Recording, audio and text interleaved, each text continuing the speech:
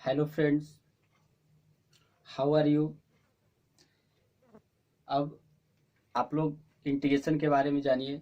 ये मैथमेटिक्स में कैलकुलस का एक बहुत इंपॉर्टेंट पार्ट है। इंटीग्रल जिसे हिंदी में समाकलन भी कहते हैं। जैसे कि आपने पहले पढ़े होंगे डिफरेंशिएशन क्या होता है, इसके कोई भी फंक्शन को डिफरेंशिएट कैसे किया जाता है, इसके कौन कौन सा रूल होते हैं, डिफरेंशिएशन का क्या एप्लीकेशन होता है। जैसे कि कोई फंक्शन दिया हुआ है, उसके टेंजेंट का स्लोप निकालना है तो वहाँ पर आप हमें डिफरेंशिएशन करना पड़ता है, यानी फंक्शन को डिफरेंशिएट करके उस पर खींचे गए टेंजेंट का स्लोप फाइंड आउट करते हैं। इसी प्रकार से यदि आपका कोई बड़ा फंक्शन दिया हुआ है, उसे छोटा निकालना है, छोटे फंक्शन में कन्वर्ट करना है तो वहाँ पर भी आपको डिफरेंशिएट करना होता है। या यदि किसी आपका पोजीशन वेक्टर दिया हुआ है और वो पोजीशन वेक्टर आपका कितने टाइम में अटेन करता है ये मालूम है, तो टाइम के रेस्पेक्ट में यदि उस पोजीशन वेक्टर को डिफरेंशिएट करते हैं तो वेलोसिटी मिलता है। फिर वेलोसिटी को यदि टाइम के रेस्पेक्ट में पुनः डिफरेंशिएट करते हैं तो एक्सेलरेशन मिलता है। तो इस प्रकार से आपने पढ़े थे कि पोजीशन को डिफरेंशिएट करने पर वेलोसिटी मिलेगा और वेलोसिटी को टाइम के रेस्पेक्ट में डिफरेंशिएट करने पर एक्सेलरेशन मिलता है। अब यदि आपके सवाल आ जाता है कि एक्सेलरेशन से वेलोसिटी कैसे फाइंड आउट कीजिएगा या वेलोसिटी से पोजीशन पुनः कैसे वापस लाइएगा, यानी कोई फंक्शन का डिफरेंशिएशन आपका मिल गया है और वह फंक्शन पुनः फिर आप प्राप्त करना चाहते हैं, लौटाना चाहते हैं, तो इसके लिए जिस प्रोसेस का उपयोग किया जाता है उस प्रोसेस को इंटीग्रेशन कहते हैं, जिसे हिंदी में समाकलन कहा जाता है। तो आइए इंटीग्रेशन का उपयोग यहाँ पर दो वे में किया जाता है। एक वे ये हो गया कि यदि आपका कोई प्लेन पर ग्राफ दिया हुआ है किसी फंक्शन का, तो उस ग्राफ का आपका उस प्लेन के एरिया का आप उस प्लेन के एरिया का क्षेत्र का क्षेत्रफल कैसे निकाल सकते हैं। या तो आपका यदि कोई फंक्शन का या तो वेलोसिटी दिया हुआ है तो पोजीशन वेक्टर कैसे निकलेगा, या आपका एक्सेलरेशन दिया हुआ है तो वेलोसिटी कैसे निकलेगा। तो ये आपका दो वे में इसका उपयोग किया जाता है। या किसी फंक्शन का डिफरेंशिएशन दिया हुआ है तो फिर वही फंक्शन वापस लाना है तो वहां पर इंटीग्रेशन का उपयोग किया जाता है। तो ये सब इसका उपयोग होता है, इसी मेथड में इसका हम उपयोग पढ़ते हैं। तो चलिए जानिए, पहले देखिए इसका कुछ कंसेप्ट होता है। जैसे कि आप डिफरेंशिएशन के बारे में पढ़े थे, डिफरेंशिएशन क्या होता है। तो डिफरेंशिएशन का पहला जैसे हो गया कि टू फाइंड द, जिसकी यदि आपका कोई फंक्शन दिया हुआ है, ये फंक्शन है एफ एक्स, तो आपका डी एफ डैश एक्स जो होगा स्लोप ऑफ टेंजेंट हो जाएगा ना, slope of tangents of a function F x, of a function का आपका एफ एक्स। दूसरी यदि आपका पोजीशन वेक्टर दिया हुआ है सपोर्टेड, या पोजीशन दिया हुआ है, पोजीशन मान लेते हैं एक्स टी दिया हुआ है किसी भी पॉइंट का, और इसके लिए टाइम जो लगा है आपका टी लगा है, टाइम टी लगा है, तो इसका वेलोसिटी कैसे निकलेगा, इसका वेलोसिटी निकालना है। तो इसको वेलोसिटी होगा वी टी इक्वल टू हो जाएगा डी एक्स टी और बटे क्या था आपका डी टी हो जाएगा, डी एक्स टी बटे डी टी हो जाएगा। यदि वेलोसिटी आपका वी टी निकल गया तो फिर एक्सेलरेशन निकालना है, एक्सेलरेशन। तो एक्सेलरेशन कैसे निकलेगा, ये हो जाएगा आपका ए टी इक्वल टू हो जाएगा डी वी टी अपॉन क्या हो जाएगा आपका डी टी हो जाएगा। तो इस प्रकार से डिफरेंशिएशन की सहायता से आप पोजीशन से आपका वेलोसिटी निकलता है, वेलोसिटी से एक्सेलरेशन निकलता है। जस्ट लेकिन इंटीग्रेशन का जो बे उपयोग होता है, इनफैक्ट इंटीग्रेशन का जो उपयोग करते हैं उसका जस्ट इसके किसी प्लेन का एरिया निकालने में किया जाता है, या तो आपका किसी फंक्शन का डेरिवेटिव दिया हुआ है तो उसको just anti derivative find out करने में किया जाता है।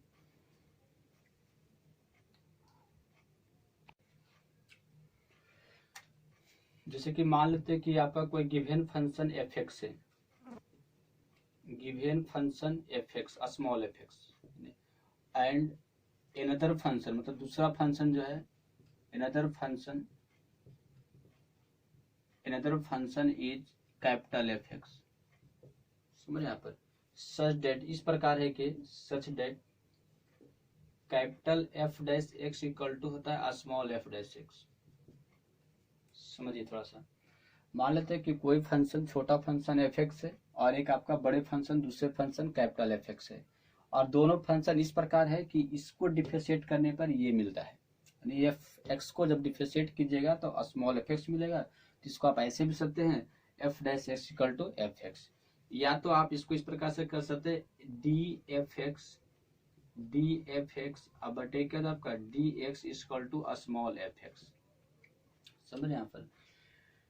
अब है इस फंक्शन को आपने डिफरेंशिएट किए हैं बिग फंक्शन को, तो आपको स्मॉल फंक्शन मिला है। तो क्या कोई एक ऐसी प्रोसेस हो सकता है जिससे आप स्मॉल फंक्शन से बिग फंक्शन को प्राप्त कर सकते हैं? समझ यहाँ पर। तो जिस प्रोसेस द्वारा आप स्मॉल फंक्शन से बिग फंक्शन को प्राप्त कीजिएगा उस प्रोसेस को क्या कहते हैं? इंटीग्रेशन कहते हैं, या तो एंटी डिफरेंशिएशन भी कहा जाता है। तो यहाँ पर क्या हो जाता है? प्रोसेस ऑफ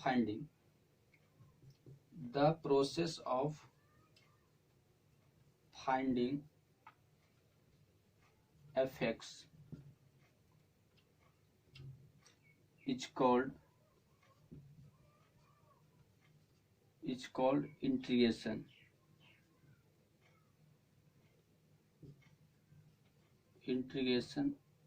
या और एंटी डेरिवेटिव डिफरेंशिएशन और एंटी डिफरेंशिएशन।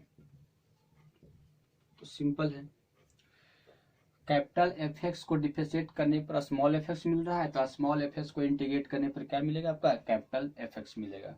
तो जस्ट आपका डिफरेंशिएशन का उल्टा ही क्या कहलाता है? आपका इंटीग्रेशन कहलाता है। तो इंटीग्रेशन को आप एंटी डेरिवेटिव डिफरेंशिएशन भी कर सकते हैं। इसको रिप्रेजेंट कैसे कीजिएगा?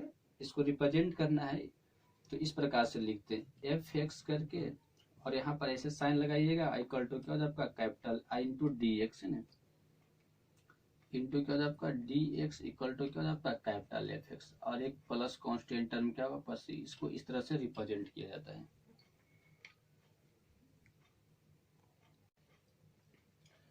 इंटीग्रेशन का यहाँ पर दो उपयोग पढ़ना है मेन रूप से। पहला है the problem of finding the functions whose differentiation is given, यानी फंक्शन को प्राप्त करने का जिसका डिफरेंशिएशन दिया हुआ है उस फंक्शन को प्राप्त करने की समस्या है। दूसरा है the problem of finding the area bounded by the functions given in the certain condition, किसी दिए गए निश्चित कंडीशन में किसी घिरे हुए क्षेत्र का क्षेत्रफल निकालेंगे। तो मेनली रूप से इसका दो एप्लीकेशन आपको पढ़ना होता है। अब चलिए, इंटीग्रेशन में कुछ मेन टर्म होते हैं, उस टर्म का डिफिनेशन क्या होता है, सिंबल क्या होता है, उस टर्म को कहाँ पर कैसे उपयोग किया जाता है, इसके बारे में थोड़ा सा डिस्कस करते हैं। यहाँ इंटीग्रेशन में दो टाइप का प्रॉब्लम मिलते हैं, टू टाइप्स ऑफ प्रॉब्लम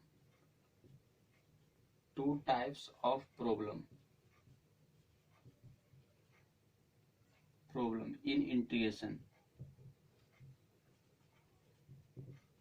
आपका फर्स्ट टाइप का जो प्रॉब्लम रहेगा वो आपका इनडिफिनिट इंटीग्रेशन से बनेगा, इनडिफिनिट इंटीग्रेशन।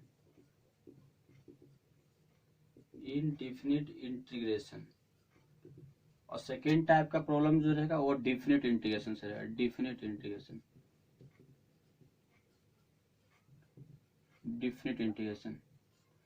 तो इंटीग्रेशन आपका यहाँ पर दो टाइप पढ़ना होगा, प्रॉब्लम दो टाइप से रहेगा, एक इनडिफिनिट इंटीग्रेशन का और एक दूसरा आपका सेकेंड डिफिनिट इंटीग्रेशन का। आपका रूल रेगुलेशन लगभग दोनों का सेम होता है, जो इनडिफिनिट का रहेगा वही आपका डिफिनिट का भी होगा लगभग। डिफिनिट में कुछ आपका प्रॉपर्टी अलग होता है केवल, लेकिन दोनों का रूल आपका सेम ही रहेगा।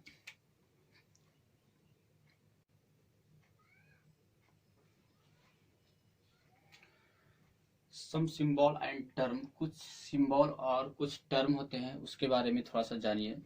जैसे कि यदि आपका इस टाइप से लिखा हुआ है तो उसको कैसे पढ़िएगा? Integral of F X with respect to X, Hindi में एक्स के सापेक्ष एफ एक्स का अवकलज, इस टाइप से लिखा हुआ रहेगा। तो यदि आपका इस टाइप से लिखा रहेगा फिर F T into D T, तो क्या हो जाए? Integral of F T with respect to T, नहीं तो इस तरह से इसको पढ़ा जाता है। अब यहाँ पर देखिए, नेक्स्ट आपका F X small F X है, इसको इंटीग्रेट कर रहे हैं एक्स के सापेक्ष, तो कैपिटल एफ एक्स मिल रहा है। तो हर एक सिंबल का क्या क्या नाम होता है इसके बारे में जानिए। तो नीचे ए लिखा हुआ है, ऊपर बी लिखा हुआ है, तो ए को इसमें क्या कहते हैं? लोअर लिमिट, क्या कहिएगा, लोअर लिमिट, इसको सब इंग्लिश में ध्यान रखिएगा। बी को क्या कहा जाता है, अपर लिमिट, अपर लिमिट। तो ए हो गया लोअर लिमिट और बी हो जाएगा अपर लिमिट। एफ एक्स जो है स्मॉल एफ एक्स, जिसका इंटीग्रेशन हमने निकाल रहे हैं उसको इंटीग्रांड कहते हैं। इंटीग्रांड मतलब छोटा फंक्शन जिसका इंटीग्रेशन किया जाता है उसको इंटीग्रांड कहा जाता है। दूसरी बात है, इस प्रकार से जो साइन है उसको क्या कहते हैं, इसको इंटीग्रल साइन कहते हैं ना, इंटीग्रल साइन। इंटीग्रल साइन ये जो आपका दिया हुआ टेढ़ा हुआ तीर जैसा, उसको इंटीग्रल साइन कहा जाता है। ये तो इक्वल जानवे करते हैं। यहाँ पर एक्स क्या है, ये आपका वेरिएबल है। एक्स क्या है, वेरिएबल है जिसके रेस्पेक्ट में इंटीग्रेशन निकाला जा रहा है। कैपिटल एफ एक्स क्या है इसमें, कैपिटल एफ एक्स ये आपका इंटीग्रल है। इंटीग्रल से ना, integrals, integrals capital F X. C आपका कांस्टेंट हो जाएगा, सी क्या है, कांस्टेंट। दूसरी बात, तो ये आपका सिंबल का हो गया, स्मॉल है लोअर लिमिट, कैपिटल अति ए है लोअर लिमिट, ऊपर वाले बी हो गया अपर लिमिट। एफ एक्स जिस फंक्शन को इंटीग्रेशन करना है वो इंटीग्रांड कहलाएगा, इंटीग्रांड ना, इंटीग्रांड कहलाएगा। इस सिंबल को इंटीग्रल साइन कहते हैं या इंटीग्रल सिंबल भी कह सकते हैं। एक्स जो है आपका वेरिएबल्स है यहाँ पर। एफ एक्स जो आपका इंटीग्रेशन करने के बाद फंक्शन मिल रहा है वो आपका इंटीग्रल कहलाएगा। सी क्या कहलाएगा, आपका कांस्टेंट कहलाएगा। तो ये सब आपका सिंबल का आपका नाम हो गया। अब कुछ इसमें टर्म भी आएगा इंटीग्रेशन में, जैसे कि पहला टर्म तो जो बोल रहे हैं वही इंटीग्रेशन, इंटीग्रेशन आ गया। इंटीग्रेशन, इस टर्म का मतलब क्या होता है, इस टर्म का मतलब होता है the process find, the process to find, the process to find integration या टू फाइंड इंट्री, ठीक है, integrand, integrand, integral, the process to find integrals. अरे इंटीग्रल्स को प्राप्त करने की प्रक्रिया को ही हम क्या कहते हैं, इंटीग्रेशन कहते हैं। तो यदि टर्म इंटीग्रेशन है तो क्या कीजिएगा, इंटीग्रेशन, इंटीग्रल एफ एक्स को प्राप्त करने की प्रक्रिया को इंटीग्रेशन कहते हैं। फिर नेक्स्ट टर्म आपका आएगा इंटीग्रल्स, जैसे कि यहाँ पर दिया हुआ है कैपिटल एफ एक्स को इंटीग्रल कहते हैं, तो ठीक है। इंटीग्रांड, स्मॉल एफ एक्स को क्या कहिएगा, इंटीग्रांड कहते हैं। फिर एक टर्म आएगा इंटीग्रेट, है ना, इंटीग्रेट। इंटीग्रेट का मतलब क्या होता है, इंटीग्रेट का मतलब होता है to find integral, integral, to find integral मतलब इंटीग्रल प्राप्त करें। यदि इंटीग्रेट लिखा हुआ रहेगा तो इसका मतलब क्या है, टू फाइंड इंटीग्रल, इंटीग्रल प्राप्त करें यानी कैपिटल एफ एक्स ज्ञात करें। तो ये सब आपका टर्म हो गया। तो हर एक दोनों टर्म का डिफिनेशन, इंटीग्रांड, वेरिएबल, ये सब भी आप समझ रहे हैं। सब सिंबल क्या होता है, इसका नाम क्या होता है, कहाँ यूज होता है, ये तो आपको अच्छी तरह से समझ में आ गया होगा।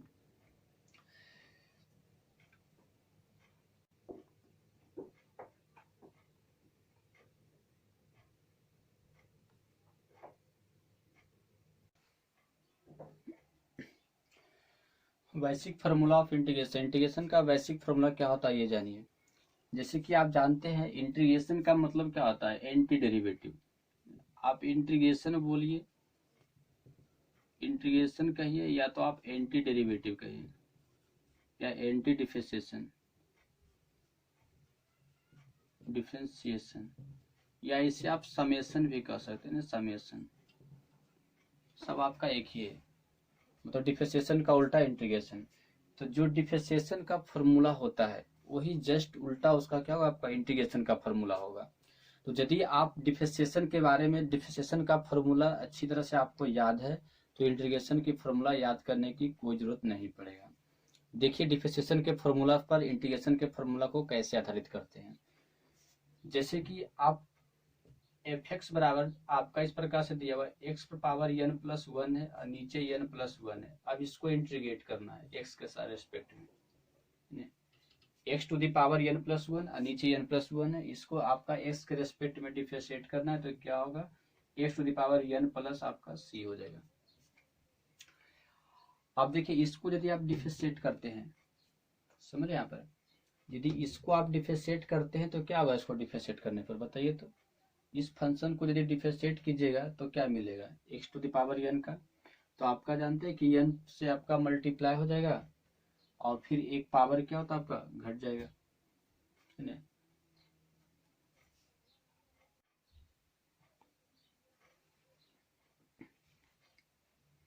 Basic formula of integration, integration का कुछ बेसिक फार्मूला है, इसके बारे में जानिए। तो आप इंटीग्रेशन मतलब जानते हैं, इंटीग्रेशन मतलब क्या होता है, एंटी डिफरेंशिएशन या तो आपका समेशन, समेशन या एंटी डिफरेंशिएशन। तो यदि आपका डिफरेंशिएशन का फार्मूला मालूम है तो आपका इंटीग्रेशन का फार्मूला भी पता चल जाएगा। इंटीग्रेशन का जो फार्मूला होता है डिफरेंशिएशन का जस्ट अपोजिट होता है। तो यदि आप डिफरेंशिएशन का फार्मूला जानते हैं तो इंटीग्रेशन का आसानी से निकलेगा। देखिए दोनों का फार्मूला एक दूसरे से रिलेट करके यहाँ पर आपको डिस्कस करते हैं, जिससे आपका याद करने में आसानी होगा। तो इधर डिफरेंशिएशन का फार्मूला लिख सकते हैं और उधर आपका इंटीग्रेशन का चलेंगे। जैसे कि देखिए आप पढ़े थे कि x का पावर n प्लस 1 है और नीचे बटे n प्लस 1 है और dy बाई डी एक्स लिखा हुआ है। इसको यदि x के सापेक्ष डिफरेंशिएट कीजिए तो क्या होगा, आपका x का पावर n आएगा, पढ़े थे ना ऐसा। तो आप यदि x पावर n का इंटीग्रेट कीजिएगा तो आपको क्या मिलेगा, x पावर n प्लस 1 और अपॉन n प्लस क्या 1 आएगा, कॉन्स्टेंट टर्म एक्स्ट्रा में c आता है, जस्ट उल्टा। यानी इस फंक्शन को डिफरेंशिएट करने पर ये फंक्शन आ रहा है, तो इस फंक्शन को इंटीग्रेट करने पर जस्ट क्या आएगा, वही फंक्शन आएगा। तो आप ये भी जानते हैं कि यदि कोई फंक्शन, ऐसे ही जानते थे कि यदि कोई फंक्शन दिया हुआ है, suppose that x power n है और इसको डिफरेंशिएट करना है, तो क्या होगा आपका x पावर, ये आपका n से मल्टीप्लाई हो जाएगा और x पावर n माइनस क्या होता है 1 होता है, डिफरेंशिएशन का फॉर्मूला। यदि x to the power n दिया हुआ है उसको डिफरेंशिएट करना है तो n से मल्टीप्लाई होगा, x to the power n minus क्या हो जाएगा 1 हो जाएगा। इसी प्रकार से यदि आपका इंटीग्रेशन में x पावर n का इंटीग्रेशन करना है तो क्या होगा, जस्ट आपका x पावर n प्लस 1 होगा और बटे n प्लस क्या 1 होगा। दोनों को रिजेंबल क्या करके देखिए, प्लस एक सी रहेगा कांस्टेंट। यानी डिफरेंशिएशन करने पर कोई भी फंक्शन का पावर से मल्टीप्लाई होता है और पावर एक घट जाता है। डिफरेंशिएशन करने पर पावर मल्टीप्लाई होगा, पावर एक घटता है। तो जस्ट इंटीग्रेशन करने पर क्या होगा, पावर से भागा होगा, पावर एक पहले बढ़ जाएगा और जो पावर बढ़ गया उससे आपका क्या होगा, डिवाइड हो जाएगा।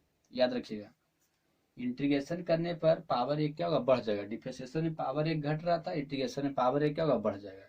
और जो पावर होगा उसी से आप क्या कीजिएगा, डिवाइड कर दिए। इसमें मल्टीप्लाई था, जो पहले से पावर था उससे मल्टीप्लाई, इसमें जो बाद वाला पावर आ रहा है उससे क्या होगा, आपका डिवाइड होगा। तो जस्ट एक पॉइंट का अपोजिट हो रहा है, नहीं हो रहा है। पावर एक घट रहा है, पावर एक बढ़ रहा है, जस्ट उल्टा हो गया। पावर से डिवाइड मल्टीप्लाई हो रहा है, जो पहले वाला पावर था उससे मल्टीप्लाई हो रहा है, जो पावर बाद में उसने जो पहले का पावर था उससे मल्टीप्लाई हो रहा है, इसमें जो बाद का पावर आया उससे डिवाइड हो रहा है। तो हर एक पॉइंट आपका जस्ट क्या अपोजिट हो रहा है। नेक्स्ट यदि आपका है x का डिफरेंशिएशन करना है, x का dx अपॉन dx, इसका क्या होता है 1 होता है, dx अपॉन dx क्या आपका 1 होगा। इसी प्रकार से 1 का इंटीग्रेशन करना है, क्या कीजिएगा 1 का 1 इंटू डी एक्स, और 1 इंटू डी एक्स को आप केवल डी एक्स भी लिख सकते हैं, तो इसका क्या होगा आपका x होगा, अरे वो तो कॉन्स्टेंट टर्म आपका c आएगा। तो x का डिफरेंशिएशन 1, तो 1 का इंटीग्रेशन क्या हो जाएगा, x हो जाएगा। फिर आप जानते हैं कि यदि आपका साइन x का डिफरेंशिएशन करना है, sine x D sine x upon D X, इसका क्या होता है cos x होता है। इसी प्रकार से यदि cos x का इंटीग्रेशन करना है तो cos x का इंटीग्रेशन किया तो क्या हो जाएगा, आपका साइन x हो जाएगा, तो आपका साइन x प्लस c हो गया। क्या फॉर्मूला याद करना पड़ेगा ये। नेक्स्ट यदि आपका है cos x का डिफरेंशिएशन करना है, D cos x upon D X, तो cos x का डिफरेंशिएशन क्या होता है, माइनस साइन x। तो इधर आपका साइन x का इंटीग्रेशन कीजिएगा तो साइन x का क्या होगा, देखिए cos x का डिफरेंशिएशन माइनस साइन x, तो साइन x का डिफरेंशिएशन क्या होगा, माइनस cos x, माइनस क्या होगा cos x, जस्ट उल्टा हो गया ना, जैसे कि माइनस साइन यहाँ पर कीजिए इधर cos हो जाएगा, तो वही आ जाएगा। नेक्स्ट यदि आपका tan x का डिफरेंशिएशन करते हैं तो क्या होता है, D tan x upon D X, इसका हो जाएगा sec square x, sec square x। इसी प्रकार से sec स्क्वायर x का इंटीग्रेशन कीजिएगा तो क्या हो जाएगा, आपका tan x हो जाएगा, जस्ट उल्टा, प्लस क्या होगा c हो गया। तो यानी इंटीग्रेशन का डिफरेंशिएशन का फॉर्मूला मालूम है तो आपका इंटीग्रेशन का भी फॉर्मूला पता चल जाएगा, क्योंकि इंटीग्रेशन का जस्ट अपोजिट क्या होता है, आपका डिफरेंशिएशन का होता है।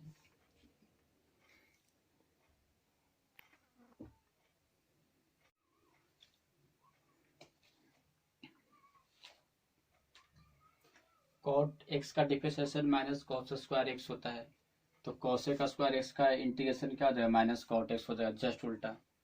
sec x का differentiation sec x into tan x होता है, तो sec x into tan x का इंटीग्रेशन क्या हो जाएगा, sec x प्लस सी हो जाएगा, प्लस सी सब में कॉन्स्टेंट टर्म डालना है, तो sec x हो जाएगा। cosec x का क्या होता है differentiation, minus cosec x into cot x होता है, तो इसका क्या हो जाएगा, cosec x into cot x है तो माइनस क्या हो जाएगा, cosec x हो जाएगा। ex का डिफरेंशिएशन ex ही होता है, तो ex का इंटीग्रेशन भी क्या रहेगा आपका, ex ही रहेगा, ex का इंटीग्रेशन ex और प्लस सी हो जाएगा। साइन इनवर्स एक्स का डिफरेंशिएशन क्या होता है, 1/√1 माइनस एक्स स्क्वायर, तो इसका क्या होता है 1/√1 माइनस एक्स स्क्वायर का इंटीग्रेशन डीएस लगाकर इंटीग्रेशन क्या होता है, साइन इनवर्स एक्स हो जाएगा, एक प्लस सी हो जाएगा। कॉस इनवर्स एक्स का डिफरेंशिएशन क्या होता है, माइनस है ना 1/√1 माइनस एक्स स्क्वायर, तो माइनस 1/√1 माइनस एक्स स्क्वायर का इंटीग्रेशन क्या हो जाएगा, कॉस इनवर्स एक्स हो जाएगा। tan इनवर्स एक्स का डिफरेंशिएशन क्या होता है 1/1 प्लस एक्स स्क्वायर, तो 1/1 प्लस एक्स स्क्वायर का इंटीग्रेशन क्या होता है, tan इनवर्स एक्स प्लस सी हो जाएगा। तो जितना भी इंटीग्रेशन का फॉर्मूला है सब डिफरेंशिएशन का जस्ट अपोजिट है।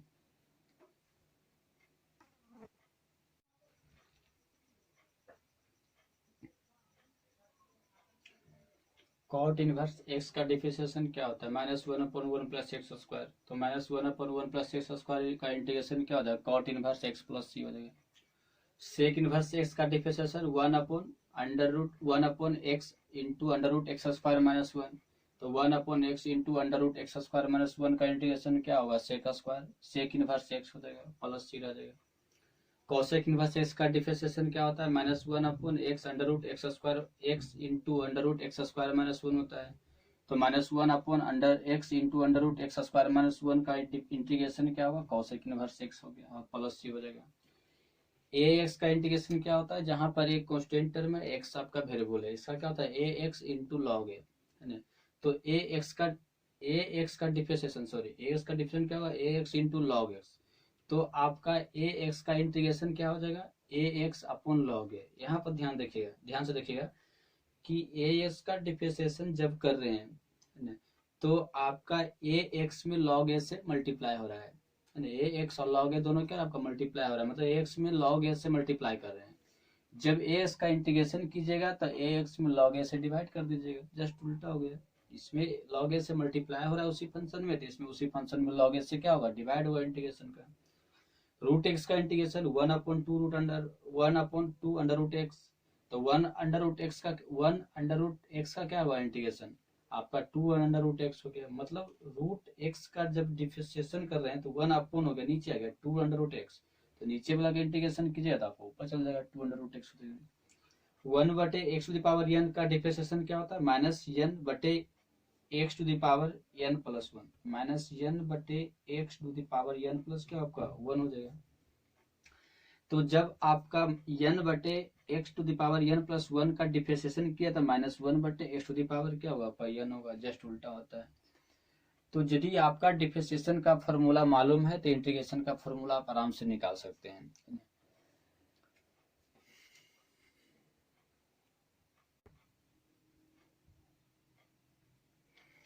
प्रॉपर्टी ऑफ इनडिफिनिट इंटीग्रल, अनिश्चित समाकलनों के गुणधर्म। चलिए कौन कौन सा प्रॉपर्टी, जैसे कि फर्स्ट प्रॉपर्टी है कि यदि आपका सपोज मान लेते हैं कोई फंक्शन है एफ एक्स है, कैपिटल एफ एक्स, यदि कैपिटल एफ एक्स को डिफरेंशिएट करते हैं तो स्मॉल एफ एक्स मिलता है और स्मॉल एक्स, यदि कैपिटल एफ एक्स को डिफरेंशिएट करने पर स्मॉल एफ एक्स मिल रहा हो तो स्मॉल एफ एक्स को जब इंटीग्रेट कीजिएगा एक्स के रेस्पेक्ट में तो फिर क्या मिलेगा आपका, कैपिटल एफ एक्स और प्लस सी मिलेगा, जहां पर सी क्या आपका कांस्टेंट है, इसे क्या बोलते हैं इंटीग्रल कांस्टेंट कहा जाता है, इंटीग्रल कांस्टेंट। तो पहला प्रॉपर्टी ये हो गया, डिफरेंशिएशन कैपिटल एफ एक्स का डिफरेंशिएशन स्मॉल एफ एक्स, तो स्मॉल एफ एक्स का इंटीग्रेशन क्या हो जाएगा, capital F x. Next property क्या होता है कि यदि दो फंक्शन है दोनों फंक्शन के डिफरेंशिएशन का इंटीग्रल यदि इक्वल होता है तो वो दोनों फंक्शन इक्विवेलेंट होगा। जैसे कि सपोज इट,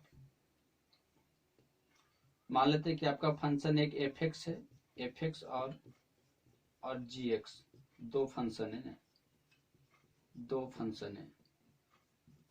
इसका डिफरेंशिएशन का समाकलन, दोनों के डिफरेंशिएशन का समाकलन यदि इक्वल हो रहा है, सॉरी दोनों के इंटीग्रल का समाकलन यदि इक्वल हो रहा है तो दोनों फंक्शन क्या होगा, आपका इक्विवेलेंट आएगा। इंटीग्रल का समाकलन मतलब समय इंटीग्रल का आपका डिफरेंशिएशन, यानी पहले दोनों फंक्शन का इंटीग्रेशन निकालिएगा, इंटीग्रेशन निकालकर फिर उसको क्या कीजिएगा, डिफरेंशिएट कीजिएगा। यदि वो आपका बराबर होता है तो ये दोनों फंक्शन क्या होगा, इक्विवेलेंट कहलाएगा।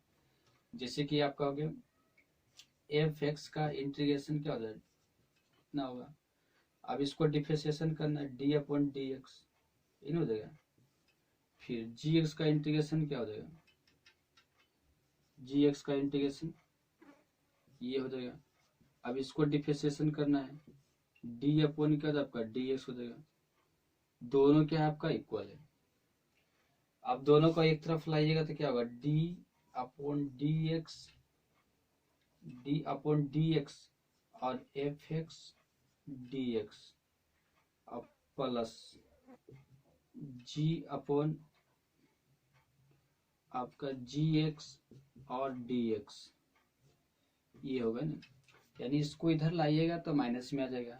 डी आपका दोनों में डी बटे डी एस लगा, डी बटे डी एस कॉमन निकल जाएगा। इधर आपका क्या बचेगा, जीरो बचेगा। तो आप जानते हैं कि जीरो जो है इस फंक्शन का डिफरेंशिएशन है। जीरो क्या, इस फंक्शन का डिफरेंशिएशन यहाँ हो रहा है। तो आप ये भी जानते हैं कि कौन सी फंक्शन का डिफरेंशिएशन जीरो होता है, जो फंक्शन कांस्टेंट होता है उसका डिफरेंशिएशन क्या होता है, आपका जीरो होता है। तो इसलिए आपका ये टोटल ऑल ओवर जो फंक्शन है ये क्या होगा, आपका कांस्टेंट हो गया। ये क्या आपका कांस्टेंट हो गया। तो ये कांस्टेंट हो गया तो इसके जगह पर आप क्या लिख सकते हैं, सी लिख सकते हैं। क्या लिखा जाए, आपका सी लिखा जाएगा। तो क्या लिखिएगा, इम्प्लाई हो जाएगा F x into D x का इंटीग्रेशन, अब प्लस इधर आएगा, सॉरी माइनस नहीं जाएगा, और माइनस जी एक्स इंटू क्या आपका डी एस का इंटीग्रेशन इक्वल टू क्या हो जाएगा, आपका सी हो जाएगा। समझ रहे कि नहीं समझ रहे।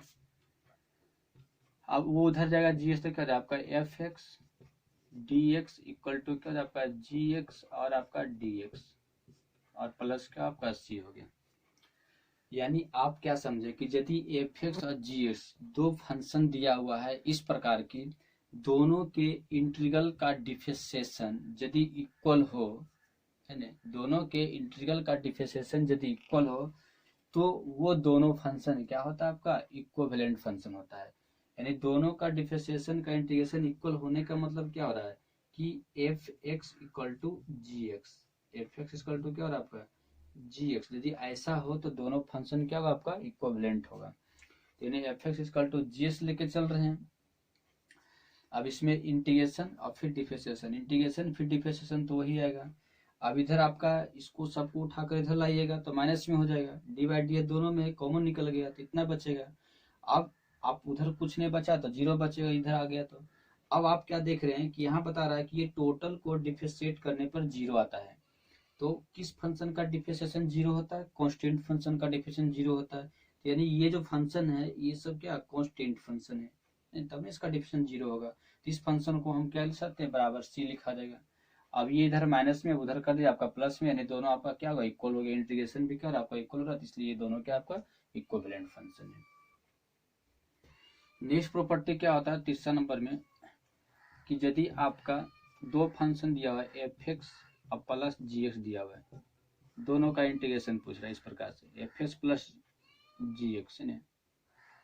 तीसरा क्या हो जाए आपका एफ एक्स डी एक्स और प्लस एफ एक्स अथवा जी एक्स और डी एक्स, मतलब अलग अलग इंटीग्रेशन होगा, जी एक्स और क्या आपका डी एक्स।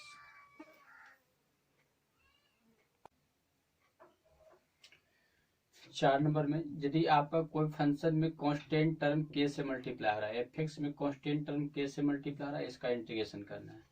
कांस्टेंट टर्म को बाहर निकालकर इंटीग्रेशन किया जाता है। ये के आपका बाहर निकल जाएगा और एफ एक्स इंटू क्या आपका डी एस हो गया। 5 नंबर में यदि आपका है यदि आपका इस प्रकार से लिखा हुआ K1 F1x इन F1x और फिर प्लस K2 F2x और फिर प्लस आपका K3 F3x, इस प्रकार से आपका दिया हुआ है फंक्शन। यानी हर एक फंक्शन में कांस्टेंट टर्म से भी मल्टीप्लाई है और आपका इंटीग्रेशन उसका है और एडिशन भी है। इसमें K1 कांस्टेंट टर्म, इसमें K2 कांस्टेंट टर्म, इसमें आपका क्या है K3 कांस्टेंट टर्म। इसको आप कैसे लिखिएगा, इसको पहले इंटीग्रेशन करना है, इसको करना है, फिर इसको करना है। इसमें कांस्टेंट टर्म K1 बाहर निकल जाएगा और F1x इंटू क्या होगा dx हो जाएगा, प्लस इसमें K2 कांस्टेंट टर्म बाहर निकल जाएगा, F2x इंटू क्या आपका dx हो जाएगा, ऐसे प्लस K3 कांस्टेंट टर्म बाहर निकल जाएगा, K3 कांस्टेंट टर्म बाहर निकल जाएगा, F3x और इंटू क्या आपका dx और प्लस अंत में क्या आपका c हो गया। तो ये आपका इंटीग्रेशन का प्रॉपर्टी होता है।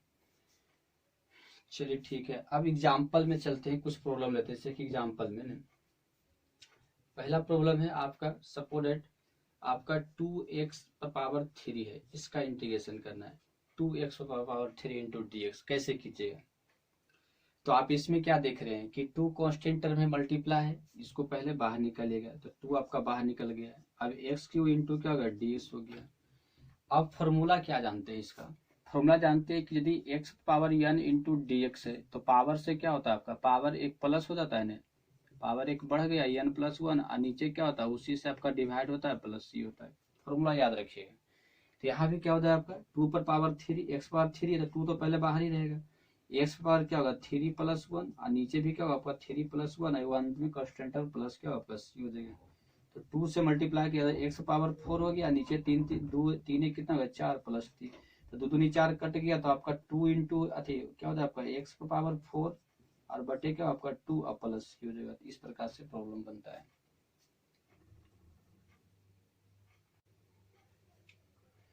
नेक्स्ट एग्जांपल, यदि आपका फंक्शन लिखा हुआ, यदि आपका क्वेश्चन है 2 नंबर चलते हैं, आपका ax पावर 3 है प्लस bx² है और प्लस cx है और प्लस d है। बहुत इंपॉर्टेंट है, इसको आप इंटीग्रेशन करना है इंटू dx। यानी इसका इंटीग्रेशन कैसे कीजिए, समाकलन कैसे कीजिए। तो पहले इसमें देखिए 1 2 3 4 टर्म है, तो चारों टर्म का अलग अलग इंटीग्रेशन होगा।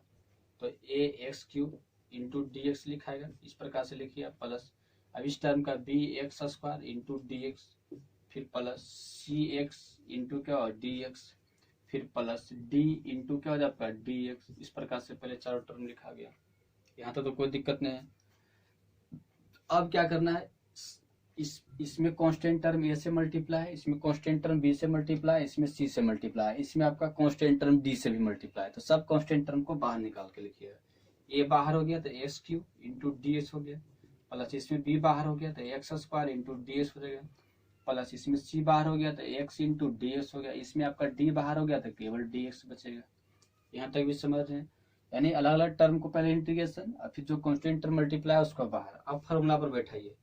फॉर्मूला आप क्या जानते हैं, यदि x पावर n है इंटू dx है तो क्या होता है x power n + 1 upon n + 1 होता है, वो प्लस c रहेगा।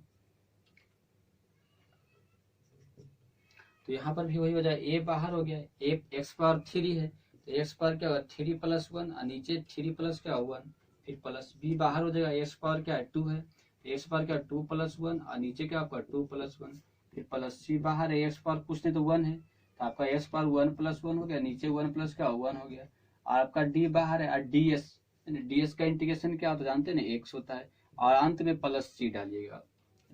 तो कांस्टेंट टर्म जिसे कि अलग अलग टर्म का इंटीग्रेशन करना है तो कांस्टेंट टर्म एक ही बार डालना है c। अब c1 इसमें c नहीं करते, एक बार लास्ट में खाली क्या कर देना c डालना है। तो यहाँ पर हो जाए देखिए a x power 4/4 plus b x power 3/3 हो गया, प्लस c x² बटे 2 हो जाएगा, प्लस dx और प्लस क्या आपका c हो गया। इस प्रकार से आपका इंटीग्रेशन निकलता है।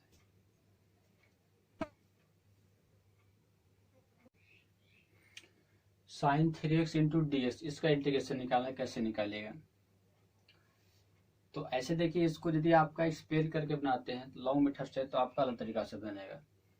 इसमें आप क्या कीजिएगा, सबसे पहले लॉन्ग मेथड से बताते हैं। sin 3x इंटू dx है, साइन के अंदर 3x है और यहाँ पर dx है, तो पहले क्या कीजिएगा, आपको 3x को z मान लीजिएगा, यानी क्या मानिएगा, z। अब दोनों तरफ इसको डिफरेंशिएट कीजिएगा तो क्या हो जाएगा, 3 बाहर हो गया और dx अपन ds हो गया, इधर dz अपन क्या हो जाएगा, ds हो जाएगा s के रेस्पेक्ट में, यानी x के सापेक्ष अवकलज करने पर, अवकलज करने पर इधर 3ds अपन ds, इधर dz अपन क्या हो जाएगा, ds हो जाएगा। अब क्या, ये तो कट के 1 हो गया तो 3 हो जाएगा, आपका dz अपन ds हो गया। अब ds इधर आया तो मल्टीप्लाई हो जाएगा, तो 3 इंटू ds बराबर क्या, आपका dz हो जाएगा। तो इसलिए आप dx इक्वल टू क्या लिख सकते हैं, ds इक्वल टू जो होगा dz अपन क्या, आपका 3 हो जाएगा। ये चीज समझ रहे हैं कैसे बन रहा है। आप क्या कीजिएगा, यहाँ देखिएगा कि साइन के अंदर x यदि रहता, फॉर्मूला आप ये पढ़े थे कि साइन x है और इंटू dx है तो cos x होता है, माइनस cos x होता है, ये पढ़े थे ना, प्लस सी। लेकिन यहाँ पर साइन के अंदर 3x है, x नहीं है क्या, 3x है, तो 3x को आप क्या मानिएगा, z मान लीजिएगा। और z मानने के बाद दोनों तरफ x के सापेक्ष में, x के रेस्पेक्ट में डिफरेंशिएट कीजिएगा, तो इधर 3 इंटू ds अपॉन dx, इधर dz अपॉन ds हो जाएगा। अब इसका 1 हो गया ds, तो 3 इक्वल टू dz बटे ds, ds इधर आएगा तो मल्टीप्लाई हो जाएगा, तो 3 इंटू ds इक्वल टू क्या होगा, dz हो जाएगा। तो आप ds equal to dz upon 3 लिख सकते हैं। तो यहाँ पर 3x को z माने हैं तो आपको ds का मान निकल गया। अब इसको आप कैसे लिख सकते हैं, इसलिए अब इस फंक्शन को, इंटीग्रेशन को आप इस तरह से लिख सकते हैं, साइन 3x इंटू ds को क्या लिखिएगा, साइन 3x के जगह पर साइन z हो जाएगा, क्या होगा आपका साइन z हो गया, और dx के जगह पर क्या हो जाएगा, dz अपॉन 3 हो जाएगा। समझे अपन, साइन 3x के जगह पर dz, क्योंकि साइन 3x को z माने थे तो साइन z हो जाएगा। अब है dx के जगह पर क्या होगा, dz बटे 3 हो जाएगा। इस प्रकार से रिप्लेस कर दिए, 3 से डिवाइड हो रहा, कांस्टेंट टर्म है, यानी 1/3 से मल्टीप्लाई, तो 1/3 को बाहर निकाल लीजिए, तो क्या होगा आपका साइन z इंटू dz हो गया।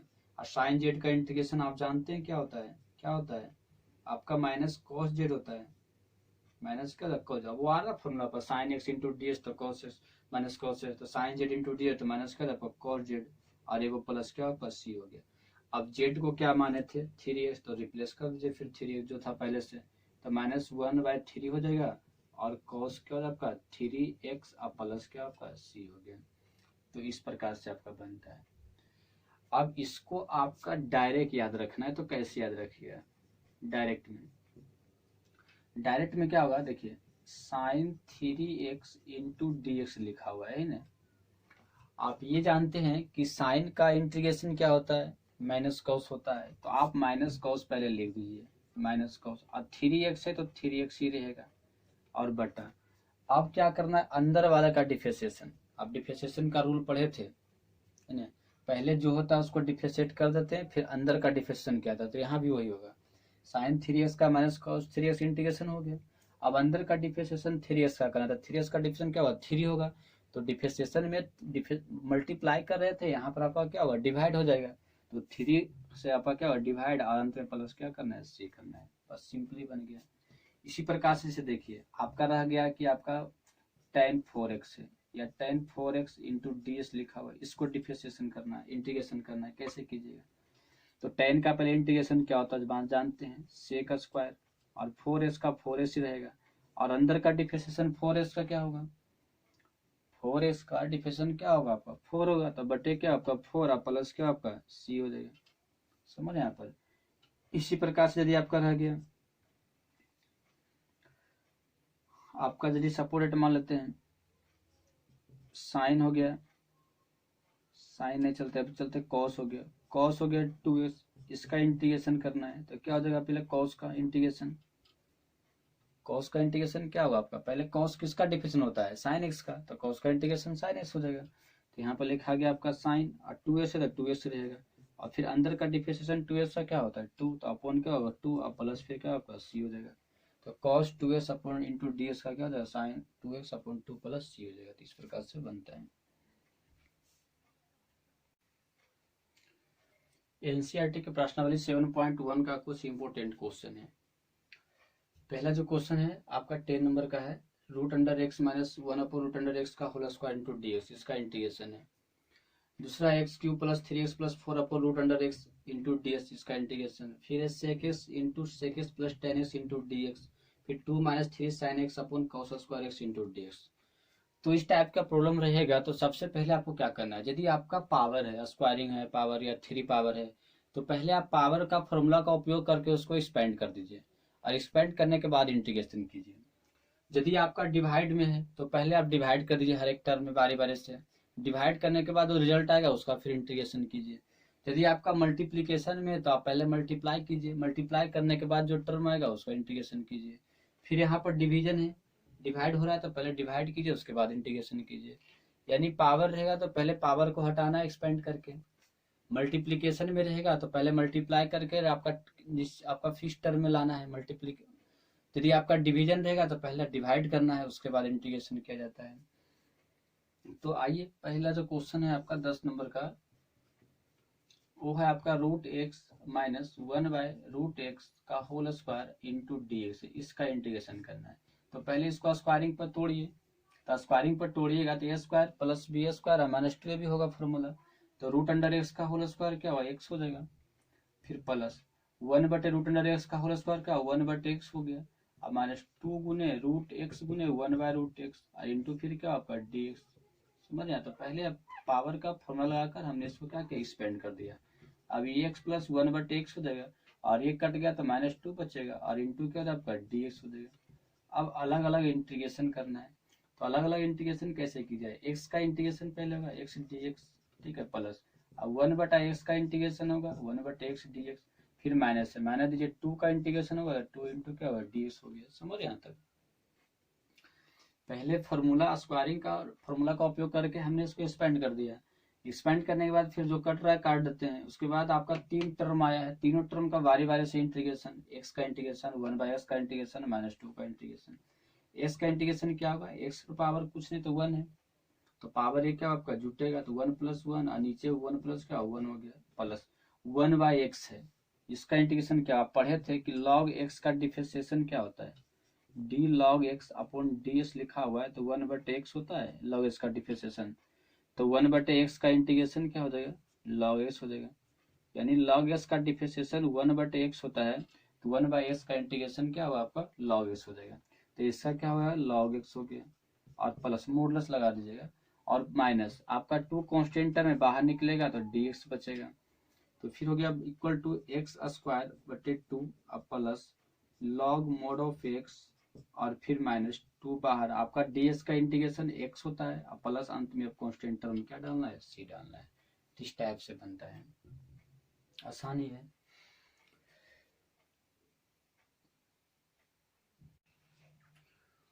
क्वेश्चन नंबर 12 क्या है, x² x³ है प्लस 3x + 4 और अपॉन है ए रूट अंडर x और इंटू डी एक्स। पहले क्या करना है, सब में डिवाइड करना है बारी बारी से। डिवीजन में तो पहले सब में क्या करते हैं, सभी टर्म में डिवाइड करते हैं। तो आपका x³ upon root under x हो गया, फिर plus 3x upon root under x हो जाएगा, plus 4 upon root under x हो गया और इंटू क्या हो जाएगा आपका ds हो गया। अब क्या कीजिएगा, जैसे रूट अंडर x है इसका मतलब पावर हाफ होता है, तो आपका होता है x³ अपॉन आपका x पावर 1/2 हो गया plus 3x upon x power 1/2 हो गया और प्लस इसको जैसे उसे रखे 4√x इंटू क्या आपका ds हो गया। क्योंकि ऊपर तो x है नहीं तो पावर से आपका जैसे रूट एक्स ही छोड़ दीजिए इसको। आप क्या कीजिए, नीचे से ऊपर आपका डिवाइड करने पर पावर आपका घटता है तो x पावर 3 - 1/2 हो जाएगा प्लस 3 इंटू एक्स पावर कुछ नहीं पावर तो 1 है 1 - 1/2 हो जाएगा, फिर प्लस आपका क्या हो जाएगा 4/√x हो जाएगा और इंटू सबका क्या रह गया dx हो जाएगा।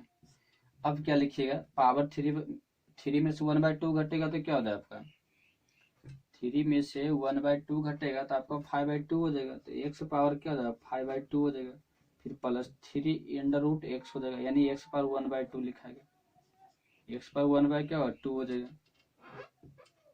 1/2 और फिर प्लस इसमें 4/√, क्या रहेगा आपका x ही हो गया और इंटू क्या होता है आपका ds हो गया। अब अलग अलग टर्म का इंटीग्रेशन, तो पहला टर्म क्या है आपका x पावर 5/2 इंटू dx, फिर प्लस इसमें 3 है और x पावर 1/2 और इंटू क्या होता है आपका 1/2 इंटू डी एक्स, फिर प्लस 4/√x इंटू क्या आपका dx, इस टाइप से लिखाएगा।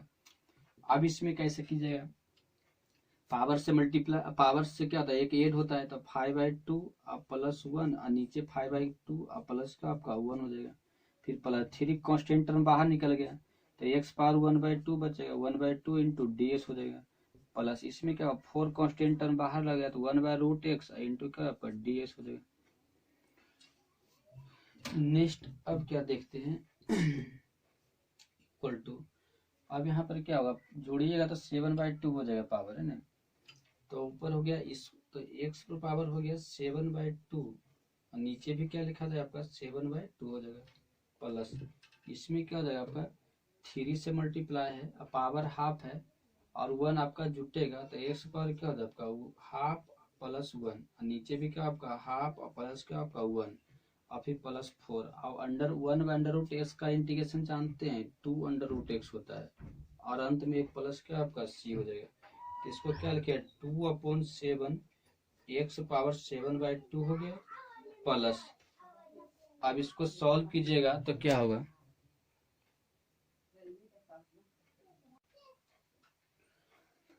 हो गया प्लस, अब इसमें 3 मल्टीप्लाई x पावर क्या था आपका 3/2 हो गया और नीचे भी क्या था आपका 3/2 हो जाएगा, फिर प्लस आपका 4 दूनी 8 √x और प्लस क्या होगा c हो जाएगा। अब इसको सॉल्व करके लिख सकते हैं 2/7 x पावर 7/2 हो जाएगा, फिर प्लस इसको सॉल्व कर 3 कट गया तो 2 हो जाएगा, 2 इंटू एक्स पावर 3/2 हो जाएगा और प्लस 8√x और प्लस क्या आपका c हो गया, इस टाइप से बनता है।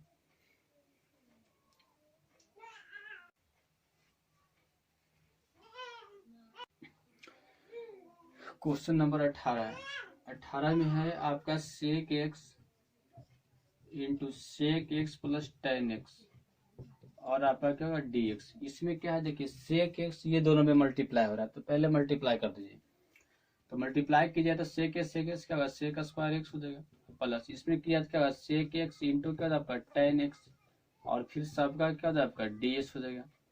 अब अलग अलग क्या होगा मल्टीप्लाई हो गया, तब इंटीग्रेशन कीजिए, अलग अलग इंटीग्रेशन, सेक स्क्वायर का इंटीग्रेशन करना है, तो sec square X into D X हो जाएगा, फिर प्लस सेक एक्स इंटू क्या होगा टेन एक्स और फिर क्या होता है आपका डी एक्स हो जाएगा।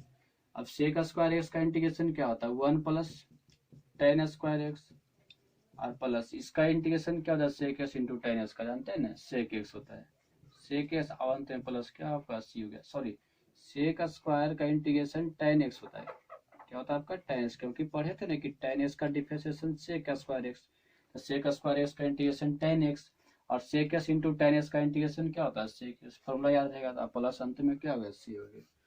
लास्ट प्रॉब्लम जो है 20 नंबर में जो है आपका 2 - 3 sin x upon cos square X और इंटू क्या आपका dx, तो इसमें डिवाइड हो रहा है cos स्क्वायर एक्स से, तो cos स्क्वायर एक्स से पहले दोनों में डिवाइड कर दीजिए, तो आपका क्या होगा 2/cos स्क्वायर एक्स, 2 क्या cos square x minus 3 sin x upon क्या हो जाएगा आपका cos स्क्वायर एक्स और इंटू फिर क्या हो जाएगा आपका dx हो जाएगा, ये लिखा है।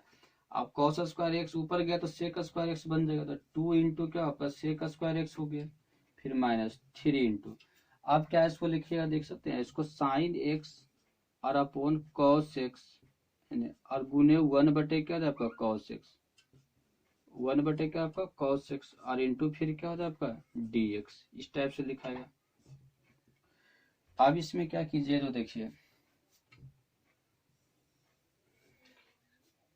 2 सेक स्क्वायर एक्स तो हो जाएगा, 2 सेक स्क्वायर है उससे रह गया ना, फिर माइनस 3 साइन बटे कॉस टेन होता है, क्या होता है आपका टेन एक्स और इंटू 1/cos ऊपर गया तो आपका सेक एक्स हो गया और फिर क्या रहेगा आपका डी एक्स, इस प्रकार से लिखाएगा। अब अलग अलग इंटीग्रेशन करना है, तो इसमें 2 कॉन्स्टेंट टर्म बाहर हो जाएगा, सेक स्क्वायर एक्स इंटू क्या होगा डी एक्स हो जाएगा, फिर माइनस इसमें 3 कॉन्स्टेंट टर्म बाहर हो गया, टेन एक्स इंटू क्या हो जाएगा आपका सेक एक्स और फिर क्या हो जाएगा डी एक्स हो गया। अब जानते हैं सेक स्क्वायर किसका डिफरेंशियल होता है टेन एक्स का, तो इसका इंटीग्रेशन क्या होगा टेन एक्स, तो 2 tan X minus 3 sec X into tan X किसका होता है, तो सेक एक्स का तो 3 क्या होगा सेक एक्स और प्लस एक कॉन्स्टेंट टर्म क्या हो गया सी हो गया। इसको फिर से देखिएगा, पहले कॉस स्क्वायर से दोनों टर्म में डिवाइड करते हैं, तो 2/cos square 3 sin x/cos square X into D X हो गया। अब cos का स्क्वायर ऊपर गया तो sec का स्क्वायर बन जाएगा, 2 इंटू सेक का स्क्वायर x हो गया, फिर -3 मल्टीप्लाई। अब साइन बटे cos का स्क्वायर को क्या लिखिएगा, cos फिर इंटू cos, तो साइन बटे cos क्या बन जाएगा, tan बन जाएगा, और cos ऊपर गया तो sec हो जाएगा, तो 2 sec का square x -3 tan x into sec x और ds हो जाएगा।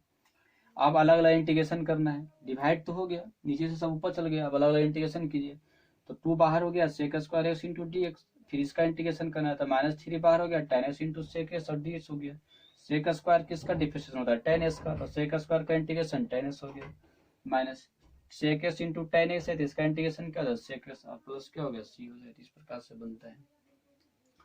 तो यानी इसमें आपने क्या समझे कि प्रॉब्लम पर यदि आपका फंक्शन पर पावर रहेगा तो पहले पावर का उपयोग करके एक्सपेंड कीजिए, उसके बाद इंटीग्रेशन कीजिए। यदि आपका डिवाइड है तो पहले डिवाइड कर दीजिए तब इंटीग्रेशन कीजिए, मल्टीप्लाई हो रहा है तो पहले मल्टीप्लाई कर दिए तब इंटीग्रेशन कीजिए, फॉर्मूला का उपयोग करते हुए, बाकी सब सिंपल है।